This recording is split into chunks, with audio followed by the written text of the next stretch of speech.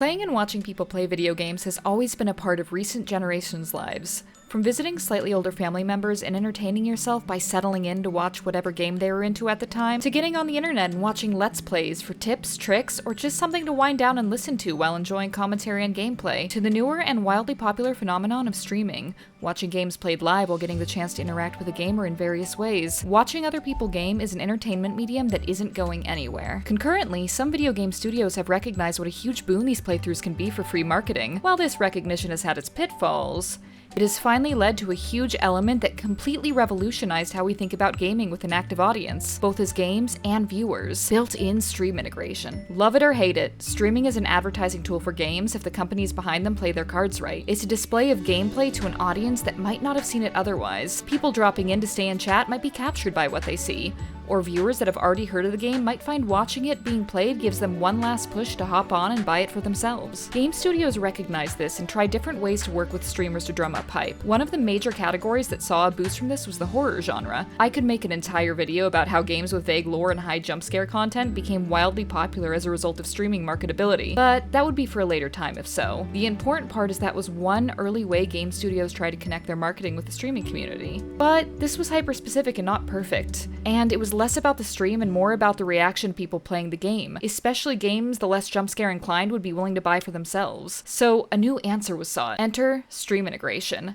At first, this was a way for viewers to just click around and look at stats, inventory, etc. to get a better grasp at what a state a player was in without having to ask them. Soon enough, though, the potential for the ability to affect a game exploded, both through third-party mods and integration built right into the games themselves. These were a massive boon, driving up view counts as people got excited to get involved and thus driving up marketability for games that had them one way or another. So what types of integration are there in this most recent wave? The first is exchange integration, used in extensions like Chaos Tricks and Crowd Control. These allow viewers to exchange streaming currency, either converted for real-life money or through channel point option platforms like Twitch offer, to affect actual events in-game, allowing viewers to help or hinder the streamer in funny or devastating ways. Or in some cases, help them finally beat Cuphead. Not that I ever haven't done it on my own or anything before. This is an amazing way to affect gameplay and can be a ton of fun. The two main downsides to this method are A, it requires resources on the viewer's part. Channel point rewards usually have to be pretty high to prevent spam, and money is, well, money.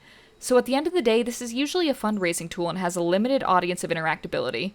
Personally, I think it's great fun regardless as a streamer, and as a viewer it often leaves me cackling even on streams I can't contribute on myself. The second type of integration is choice highlighting integration, letting viewers make the choices for you in the game. This is the one I have the most polarizing opinion on. I don't think what we have is very good so far. Delays are baked into streaming, and on games like Supermassive and Quantic Dreams' heavily timed choice-based properties, viewers have a minuscule amount of time to react in an already fairly short window. Additionally, on-screen choices don't integrate well for mobile users, and considering mobile watchers make up a significant portion of stream watch bases, that gap is pretty terrible. One of the few decent examples I've seen of this is PlateUp's card system, in which the integration automatically generates a poll for users, but this delay can still somewhat be a headache for smaller streamers. Once delays and mobile issues can be handled, I think this will be by far the best integration around, since it lets viewers play games more efficiently. But for now, it's just not ready, except in the most selective circumstances. The third type is limited involvement, seen in games like Cult of the Lamb and PlateUp, which I think is the best use of current integration in this day and age. This allows people to customize little bits of what the avatars they make for a game look like or do, and take some degree of space in the game world itself. It's fairly low stakes, but it's fun, and it doesn't do much to interrupt streaming time. The final type I'd like to touch on is whatever King of the Castle is doing. It's not so much just an audience input game as run on audience input. The viewers are just as much players of the game as the streamer.